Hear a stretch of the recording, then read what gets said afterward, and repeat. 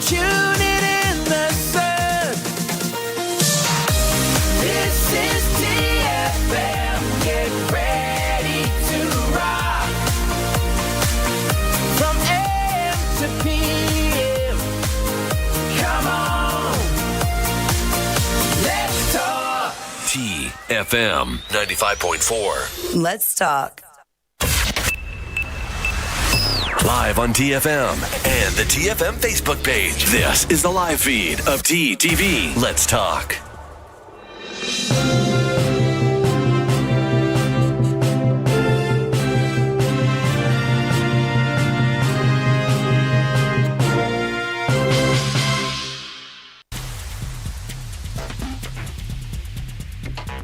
Hello and welcome to Outline. Here are the headlines for today. Dar al-Ata organizes training program. Ministry issues statement on Mohammed bin Saud Bawan Group. Schools grappling with falling revenues.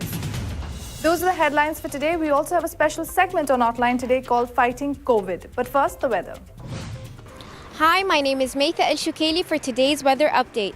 And right now, I'm outside the TFM studio in Al Khuwair. Before we move on to weather, here is our fact for the day. The amount of sunlight reaching the Earth's surface is about 6,000 times of energy used by all the humans worldwide. That is our fact for the day. Now let's step inside the studio and talk more about weather. An alert has been issued by Oman Meteorology and Civil Aviation Authorities saying that there will be poor visibility during fog formation and there will be mainly clear skies over the rest of the Sultanate with high and medium cloud advection over the northern governorates, and there's chances of late night to early morning low-level clouds or fog patches in South Sharqiya, Al-Wusta, Dhafar and Oman sea coasts. And now let's take a look at how the weather will be like in all the governorates. Muscat will be sunny, temperatures between 24 to 17 degrees Celsius. Musandam will be sunny, temperatures between 24 to 17 degrees Celsius. North Al-Batana will be sunny, temperatures between 25 to 16 degrees Celsius. South Al-Batana will be sunny, temperatures between 25 to 15 degrees Celsius. Al-Buraymi will be sunny, temperatures between 28 to 16 degrees Celsius. Al-Dhahira will be sunny, temperatures between 27 to 15 degrees Celsius. Al-Dakhiliya will be sunny, temperatures between 26 to 14 degrees Celsius. North Al-Sharqiya will be sunny, temperatures between 25 to 14 degrees Celsius. South Al-Sharqiya will be sunny, temperatures between 24 to 15 degrees Celsius. Al-Wusta will be sunny, temperatures between 27 to 15 degrees Celsius. And Dhafar will also be sunny, temperatures between 26 to 20 degrees Celsius.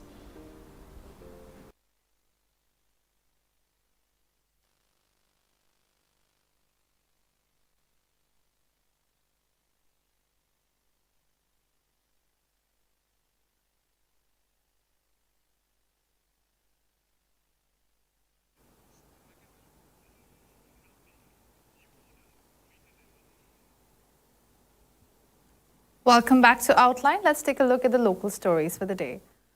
Within Temkeen, one of the key programs of Dar al-Ata Association, a training program on bandaging or dressing kicked off on Sunday at Tawul Knowledge Institute.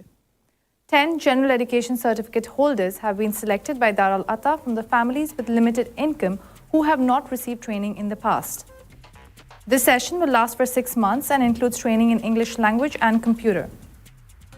The program aims to train youth so that they can assume position of stresses to assist patients who require personal care, such as in taking bath, wearing dress, and eating food. Some patients have to follow specific treatment plans due to their health conditions. The Tamkeen training program is being executed by Tawul Knowledge Institute to provide the participants with the necessary communication skills, work ethics, skills of time management, and knowledge about the work they will be entrusted with, said Mariam bint Isa Al-Zajali, chairperson of Dar al-Ata.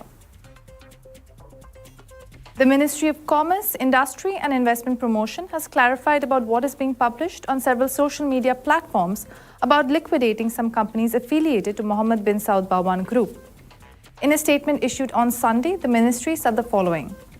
After communicating with the stakeholders of the group, it has become clear that the companies in which the liquidation work was announced and registered with the Ministry of Commercial Registry Secretariat are firms that were established in 2019 and did not practice any commercial activity since its establishment to date.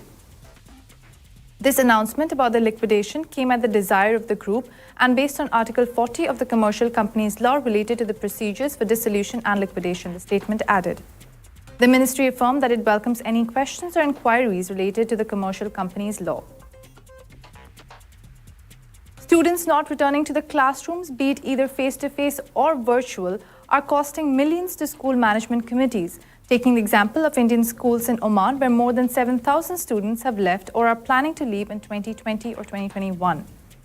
While more than 4,600 Indian students have opted for transfer certificates in the middle of the term, around 2,000 to 2,500 additional students are expected to leave the schools or apply for transfers after the completion of the current term ending in March 2021. Considering that the Indian schools are non-profit community schools relying on revenue from fees for sustainability, loss of revenues is a challenge for the schools. If you take an average revenue of 45 Omani Riyals per student, then our annual revenue loss is more than 3 million Omani Riyals, said Dr. Baby Sam Samuel, chairman of the Board of Directors of Indian Schools in Oman. This is indeed a trying time for all, and our system has tried to ensure the welfare of all our stakeholders, teachers as well as students. We have so far offered financial assistance to parents amounting to 1.3 million Omani Riyals. The situation is no better in the Pakistan school system. We had about 5,700 students enrolled in our schools, but that number has now dropped to 4,700, said Mohammad Ziaul Haq Siddiqui, the chairman of the steering committee for the Pakistan school system in Oman. For this, we are incurring a loss of 40,000 Omani Riyal per month, amounting to 500,000 Omani Riyals annually. In Bangladesh schools, only 50% of students returned to class when the online session started. In 2018, there were around 3,000 to 3,500 students, and now there are only 2,000 students. The schools are facing a heavy financial crisis, says Siraj Haq, chairman Bangladesh School Club, Oman. But one good thing about Pakistan school is that some students from international schools have started taking admission here. As our fee structure is less, we can see some students coming, Mohammad Ziaul Haq Siddiqui said. During discussions, the schools found out that parents had suffered financial loss during the pandemic and hence wanted to shift their children. According to statistics, more than 4,600 students from Indian schools in the country obtained transfer certificates from April and January 15, with the highest number of cases being reported from Indian school Muscat, where close to 900 students opted for transfer certificates. Besides Indian school Muscat, a big drop in student numbers were reported from Indian school Wadi Kabir, 692, followed by Indian school Sohar, 511, and Indian school Muladat, which was 329. Indian school Gubra, Indian school Darsit, and Indian school Seep all reported more than 250 students leaving their institutions. According to data from the National Center for Statistics and Information, the number of total expat workers fell from 1,712,798 at the end of December 2019 to 1,443,128 at the end of December 2020, reflecting a drop of 269,670. Those are the local stories. Now for the COVID-19 updates. The Ministry of Health has registered one new COVID-19 death, taking the death toll to 1,535. The ministry has extended its deepest condolences to the families of the deceased. The Ministry of Health has also announced the registration of 316 new COVID-19 cases, taking the total cases in the Sultanate to 135,990. In the past 24 hours, there have been 155 recoveries, and the total number of recoveries now stand at 127,853. The ministry has urged everyone to adhere to social distancing instructions issued by the Supreme Committee and the Ministry of Health. Those were our local stories and our COVID-19 updates. Now we'll go to the other studio where Madiha Asif will give us more of the latest coronavirus news. That's our special segment on our show today, Fighting COVID. So over to Madiha Asif. Thank you, Antara, for the COVID updates and welcome to Fighting COVID. In today's episode, I'll be talking about the types of vaccines that are being developed and how it really works. Now, all COVID-19 vaccines being developed aim to produce immunity to the SARS-CoV-2 virus by stimulating an immune response to an antigen, usually the characteristic spike protein found in the surface of the virus. Now, the types of vaccines and how it really works has been issued on the official website of Gavi, which is the Vaccine Alliance. According to them, there are 4 types of vaccines, and this is how it really works. Starting with the first vaccine, which is whole virus vaccines. Some traditional vaccines achieve this by modifying the virus to weaken or disable it so that when introduced to the body, an immune response can be generated to the antigen without the virus causing disease. When the immune system comes into contact with the weakened virus, its defense, such as antibodies and T cells, attack the virus or infected cells. In the process, the specialized memory cells take note of the specific antigen and prime the immune system to produce cells and antibodies that will quickly target these proteins. So the next time that person is exposed to the same virus, the immune system is ready to fight it off. Now, the second vaccine that we have is protein subunit vaccines. Now, what happens in here is that instead of using the whole virus, another way to trigger immunity involves using just fragments of it, like the spike proteins.